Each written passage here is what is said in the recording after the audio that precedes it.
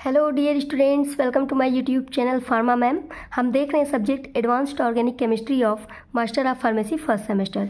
इसमें हम लोग यूनिट 3 देख रहे हैं, प्रोटेक्टिंग ग्रुप, जिसमें आज हम पढ़ेंगे D and E, protection for the carboxyl group and protection for the amino group. तो स्टूडेंट, इन दोनों टॉपिक्स को पढ़ने से पहले मेरा आपसे रिक्वेस्ट है कि यदि आपने पहला पार्ट नहीं पढ़ा है, role of protection in organic synthesis, तो प्लीज़ आप उसे एक बार देख लीजिए, क्योंकि अगर आप इस लेक्चर को अच्छे से देख लेते हैं तो आपको पार्ट डी एंड ई समझने में बहुत आसानी होगा। ठीक है, तो आइए अब लेक्चर को स्टार्ट करते हैं। तो आज के लेक्चर में कह रहा है protection for the carboxyl group. Carboxyl group को हमें यहाँ पे प्रोटेक्ट करना है, और प्रोटेक्शन के लिए हमें यहाँ पे 3 इंपॉर्टेंट पॉइंट्स को ध्यान में रखना होता है। ठीक है, पहला कह रहा है what are we protecting, reaction के दौरान हम किस चीज़ को प्रोटेक्ट कर रहे हैं, इसे ध्यान रखना है।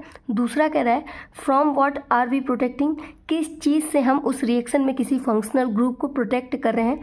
ठीक है, उस मॉलिक्यूल को हमें ध्यान रखना है। और तीसरा how will we deprotected, और तीसरा जब प्रोटेक्शन के बाद रिएक्शन हमारा कंप्लीट होता है तो जिस फंक्शनल ग्रुप को हमने प्रोटेक्ट किया है उसे फर्दर कैसे डी प्रोटेक्ट किया जाएगा, किससे किया जाएगा, उस कंपाउंड को याद रखना है। ठीक है, इस 3 पॉइंट को हम एक एग्जाम्पल से समझते हैं।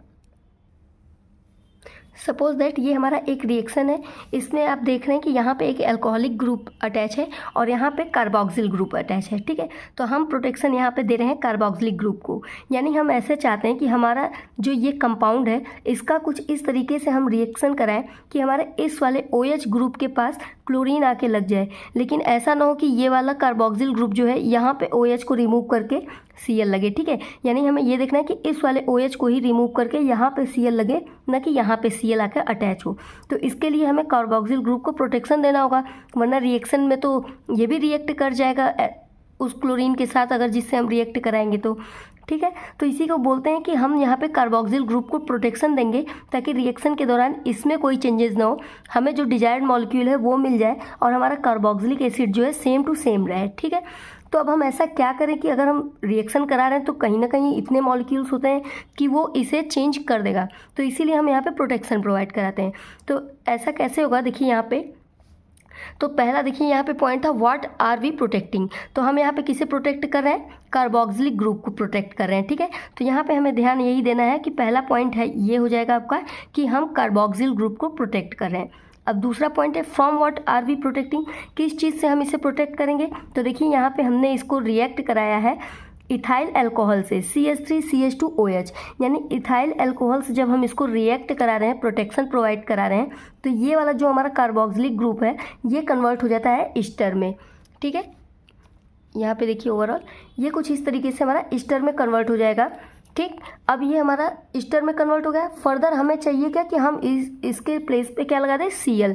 तो अब हम रिएक्शन जब करवाएंगे SOCl2 के साथ स्टूडेंट, तो ये हमारा केवल और केवल इस OH को रिप्लेस करके यहाँ पे क्लोरीन लग जाएगा। अब यहाँ पे हमारा क्लोरीन लगने का जो डर था, चांसेस था, वो ख़त्म हो गया है। ठीक है, क्योंकि हमने उसे एज ए ईस्टर ग्रुप में प्रोटेक्ट कर दिया है। अब ये SOCl2 इस कंपाउंड से रिएक्ट करेगा और इस OH के प्लेस पे यहाँ से क्लोरीन आके लग जाएगा। ठीक है, लेकिन अब ये देखिए यहाँ पे हमने इसको प्रोटेक्शन प्रोवाइड करा दिया, ये ईस्टर में चेंज हो गया और यहाँ पे हमारा डिजायर मॉलिक्यूल मिल गया कि OH के प्लेस पे Cl लग गया, लेकिन अभी भी हमारा ये जो कंपाउंड है जो ओरिजिनली था वो नहीं हुआ है। ठीक है, यहाँ पे तो हमारा कार्बोक्सिलिक ग्रुप था, तो हम इसी कंपाउंड को अब डी प्रोटेक्ट करेंगे, यानी जिस चीज़ से हमने यहाँ पे प्रोटेक्शन प्रोवाइड कराया था अब उस चीज़ को हटाकर हम इसे नॉर्मल कार्बोक्सिलिक एसिड में कन्वर्ट करेंगे, और इसी प्रोसेस को बोलते हैं डी प्रोटेक्शन। तो डी प्रोटेक्शन के लिए हम यहाँ पे करा रहे हैं हाइड्रोजिनेशन, यानी H2 का एडिशन करा रहे हैं। जब हम यहाँ पे H2 ऐड कराएंगे स्टूडेंट, तो एक हाइड्रोजन देखिए इस ऑक्सीजन से जाकर लग जाएगा और एक हाइड्रोजन इसके पास चला जाएगा। ठीक है, तो यहाँ पे देखिए ये क्या बन जाएगा, C डबल बॉन्ड O और एक H पाके फिर से आपका कार्बोक्सिलिक एसिड वाला ग्रुप यहाँ पे लग जाएगा, और ये वाला एक हाइड्रोजन पाके CH3CH3 बना देगा, यानी इथेन बना देगा। तो इस तरीके से देखिए हमारा यहाँ पे डिजायर मॉलिक्यूल मिल गया कि OH के प्लेस पे Cl लग गया और कार्बोक्सिलिक ग्रुप भी हमारा बचा रह गया। ठीक है, तो इसी तरीके से हम लोग प्रोटेक्टिंग ग्रुप का यूज करते हैं। तो यहाँ पे अब हम देखते हैं कि ऐसे क्या क्या ग्रुप्स हो सकते हैं जो कि कार्बोक्सिलिक ग्रुप को प्रोटेक्ट करते हैं। तो फर्स्ट है हमारा amide as a protecting group for the carboxylic acid, यानी यहाँ पे हम जो प्रोटेक्टिंग ग्रुप बनाएंगे वो उसे हम लोग अमाइड में यूज करेंगे, ठीक है। जैसे ये हमारा कार्बोक्सिलिक एसिड है, सी डबल बॉन्ड OH यहाँ पे है, यानी ये हमारा क्या हो जाएगा, कार्बोक्सिलिक एसिड हो गया।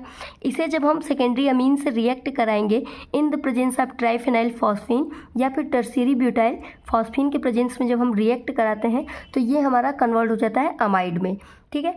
तो अमाइड से हमने इसको क्या कर दिया, प्रोटेक्शन प्रोवाइड करा दिया, ठीक है। फर्दर जब रिएक्शन कंप्लीट हो जाने के बाद हमें जिसे जो डिजायर मॉलिक्यूल बनाना है उसे बनाने के बाद हम उस कार्बोक्सिलिक एसिड को जो अमाइड में कन्वर्ट कर दिए इसे अब डी प्रोटेक्ट कराएंगे, ठीक है। तो यही अमाइड ग्रुप जो हमारा यहाँ पे है प्रोटेक्टिंग ग्रुप में, अब इसका हम लोग कराएंगे डी प्रोटेक्शन। डी प्रोटेक्शन के लिए हम यहाँ पे यूज करते हैं पोटेशियम हाइड्रोक्साइड, ठीक है। पोटेशियम हाइड्रोक्साइड या फिर NaCO2 के प्रेजेंस में जब हम इस अमाइड ग्रुप को रिएक्ट कराएंगे तो ये फर्दर हमें यहाँ पे क्या दे देगा, कार्बोक्सिलिक एसिड दे देता है, यानी यहाँ पे हमारा H ग्रुप आकर लग जाएगा फिर से और ये हमारा यहाँ पे कार्बोक्सिलिक एसिड मिल जाएगा, ठीक है। तो यहाँ पे हमें यही 3 चीज़ें यहाँ पे ध्यान रखना है कि हम किसे प्रोटेक्ट करा रहे हैं, तो हमने कार्बोक्सिलिक एसिड को प्रोटेक्ट कराया।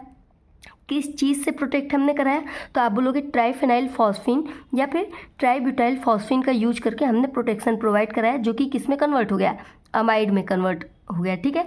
और फिर how will we deprotect it, हम इसे कैसे डी प्रोटेक्ट करेंगे, तो आप बोलोगे KOH या फिर HNO2 के प्रेजेंस में हमने इसको डी प्रोटेक्शन कराया और फर्दर फाइनल अपना कार्बोक्सिलिक एसिड हमें मिल गया, ठीक है। तो ये आपका था अमाइड के रूप में प्रोटेक्टिंग ग्रुप, यानी ये जो हमारा कार्बोक्सिलिक एसिड था इसे हम लोग पहले अमाइड में कन्वर्ट कर दे रहे हैं, जो कि एक प्रोटेक्टिंग ग्रुप की तरीके से काम कर रहा था, ठीक है। अब हम नेक्स्ट देखेंगे ester as a protecting group. Ester as a protecting group में स्टूडेंट हम क्या करेंगे कि जो हमारा कार्बोक्सिलिक एसिड है हम उसे कन्वर्ट कर देंगे ईस्टर फॉर्म में, ठीक है। यानी मान लीजिए कि कोई हमारा कंपाउंड है जिसमें कार्बोक्सिलिक एसिड प्रेजेंट है, ठीक है, हम उसका रिएक्शन कराना चाह रहे हैं और चाह रहे हैं कि हमारा दूसरा जो फंक्शनल ग्रुप है वो तो उसका तो हो जाए, जो डिजायर मॉलिक्यूल बन जाए, लेकिन हमारे कार्बोक्सिलिक एसिड पे कोई अफेक्ट ना करे वो, ठीक है। तो इसलिए अब हम क्या करेंगे, इस कार्बोक्सिलिक एसिड को कन्वर्ट कर देंगे ईस्टर ग्रुप में। जैसे कि यहाँ पे हमने देखा था सेम ईस्टर ग्रुप वाला ही एग्जाम्पल था, जो कार्बोक्सिलिक एसिड था हमारा इसको हमने कन्वर्ट कर दिया था ईस्टर फॉर्म में, ठीक है।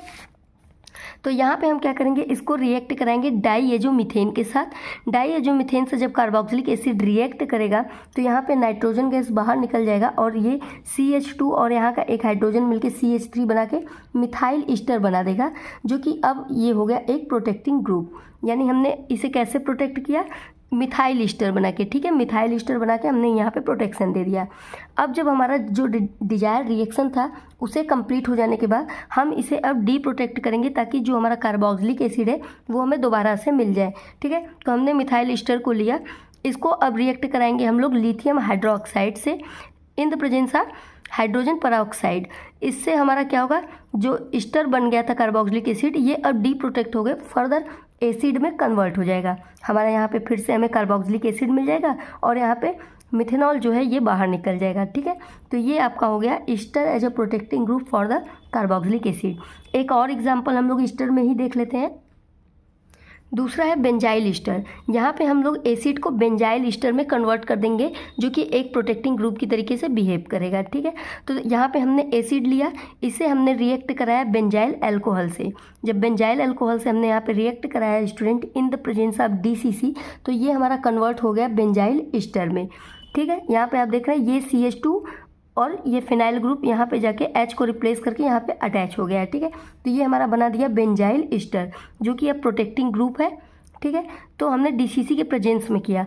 आपको यहाँ पे बताना है स्टूडेंट कि DCC का फुल फॉर्म क्या है, क्योंकि यूनिट 3 में ही आपने अभी DCC के बारे में पढ़ा है, तो आपको इसका फुल फॉर्म बताना है, ठीक है। अब हम फर्दर इस बेंजाइल ईस्टर को जो हमारा रिएक्शन था उसे कंप्लीट होने के बाद इसे डी प्रोटेक्ट करेंगे ताकि हमें फिर से हमारा एसिड मिल जाए। तो इसके डी प्रोटेक्शन के लिए हमने यहाँ पे हाइड्रोजिनेशन कराया है इन द प्रेजेंस ऑफ पैलेडियम। तो जब हम यहाँ पे डी प्रोटेक्शन प्रोवाइड कराएंगे तो हमारा यहाँ पे फिर से कार्बोक्सिलिक एसिड हमें मिल जाएगा। यहीं पे देखिए हाइड्रोजन है, एक हाइड्रोजन यहाँ पे आके अटैच होगा और दूसरा हाइड्रोजन यहाँ पे आके अटैच हो जाएगा, ठीक है। तो ये हमें यहाँ पे एक हाइड्रोजन लगा तो इससे हमें मिल जाएगा एसिड और यहाँ पे हमें मिलेगा दूसरा कंपाउंड। और आपको यहाँ पे इस कंपाउंड का भी नाम बताना है कि इस कंपाउंड का क्या नाम होता है। बेंजीन के ऊपर CH3 यदि लगा हुआ है तो इस कंपाउंड को हम लोग क्या बोलेंगे। तो ये हो गया आपका 2 एज ए ईस्टर का एग्जाम्पल, ठीक है, कि हमने protecting group as a ester में कन्वर्ट करके कार्बोक्सिलिक एसिड को प्रोटेक्ट किया। नेक्स्ट हमारा है protection for the amino group.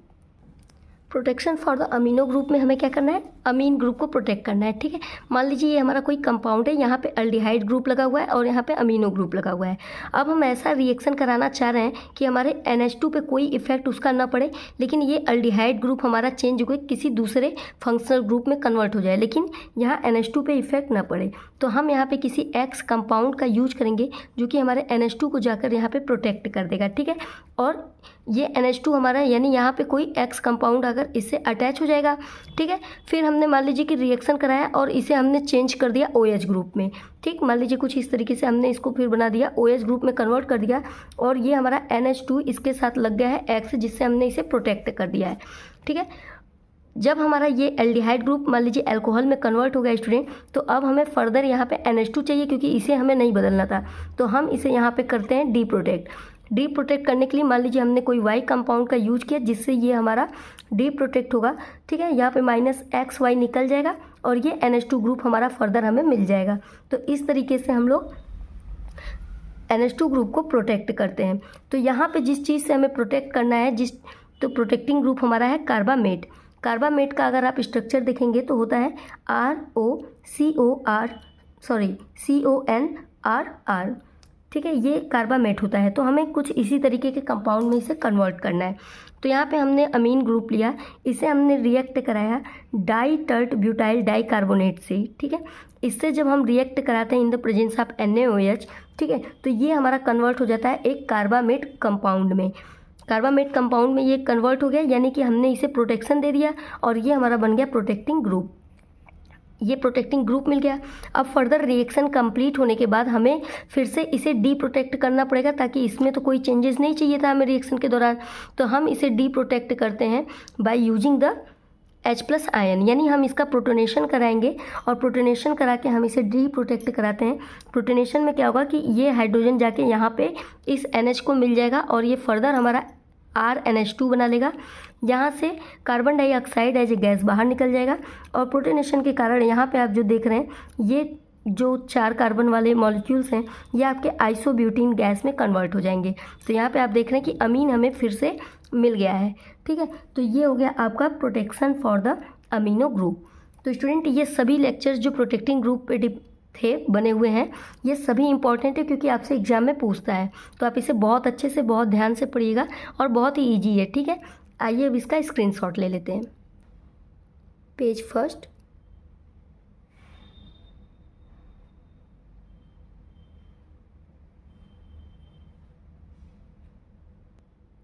Page second. Hope students कि आपको लेक्चर अच्छे से समझ में आया होगा। मिलते हैं नेक्स्ट क्लास में। Thank you so much. Tata bye bye, keep supporting.